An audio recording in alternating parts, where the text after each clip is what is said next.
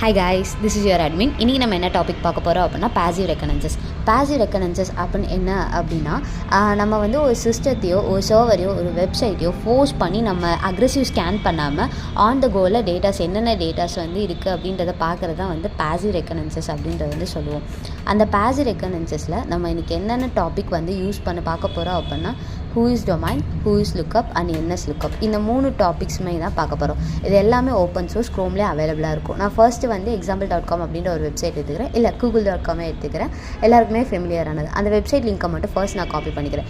Next நான் என்ன பண்ண போகிறேன் அப்படின்னா டிஎன்எஸ் ரெக்கார்ட் அப்படின்ற டிஎன்எஸ் ரெக்கார்ட் இல்லை who is domain எதுலேயோ ஒன்றில் போய் அந்த லிங்க்கை வந்து நான் பேஸ்ட் பண்ணுறப்ப எனக்கு அதில் என்ன ஆகும்னா கூகுளோட records, TXT record, MX record, அதாவது mail transfer records, A certificate, என்னென்ன சர்டிஃபிகேட், கூகுள் சர்வர் வந்து எங்கே வச்சிருக்காங்க, என்னென்ன சர்வர்ஸ் யூஸ் பண்ணுறாங்க, அந்த சர்வரோட ஐபி அட்ரஸ், இது எல்லாமே இந்த 3 டொமைனில் போடுறப்ப நமக்கு ஈஸியாக வந்து தெரிஞ்சிடும்.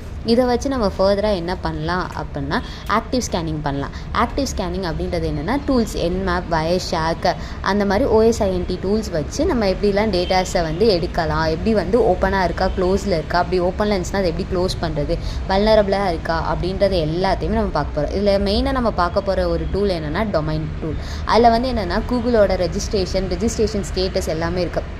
எதுக்கு வந்து இது இம்பார்ட்டண்ட்டாக பார்க்க சொல்கிறாங்க அப்படின்னா ஒருவேளை அந்த ரிஜிஸ்ட்ரேஷன் வந்து இந்த ஃபார் எக்ஸாம்பிள் ஒரு டொமைனை பர்டிகுலர் டைம் வரைக்கும் தான் அவங்க ரிஜிஸ்டர் பண்ணுறதுக்கு பே பண்ணியிருக்காங்க, அவங்க அதை பே பண்ண மறந்துட்டாங்க அப்படின்னா நம்ம அந்த டொமைனை வாங்கிக்கலாம். ஹேக்கர்ஸ் வந்து என்ன செய்வாங்கன்னா அந்த மாதிரி டொமைனை வாங்கி எல்லாத்துக்குமே அது வந்து ஒரு அஃபிஷியல் வெப்சைட் தான் தெரியும். ஃபார் எக்ஸாம்பிள் google.comன்றது ஒரு அஃபிஷியல் வெப்சைட். ஒருவேளை கூகுள் வந்து அந்த டொமைனை ரெனியூ பண்ண மறந்துட்டாங்க அப்படின்னா ஹேக்கர்ஸ் அந்த டொமைனை வாங்கிடுவாங்க. அப்போ நமக்கு எல்லாத்துக்கும் தெரிஞ்சதுன்னா google.com ஒரு அஃபிஷியல் வெப்சைட். அதில் வந்து அவங்க வல்னரபிளான மால்வேர் ஃபைல்ஸ் ஏதாச்சும் வந்து செக் பண்ணி அதை வந்து ஹார்ம்ஃபுல்லாக மாற்றிடுவாங்க. அதனால தான் ஃபர்ஸ்ட்டு வந்து இந்த ரெக்கார்ட்ஸை வந்து நம்ம செக் பண்ண சொல்லுவோம்.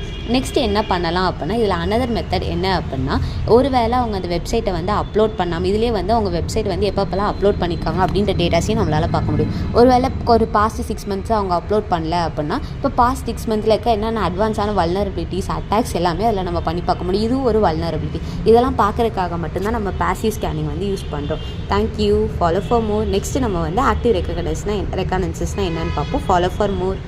Disclaimer: this video is only for purely for educational purpose. Use at your own risk. Use in an educated environment.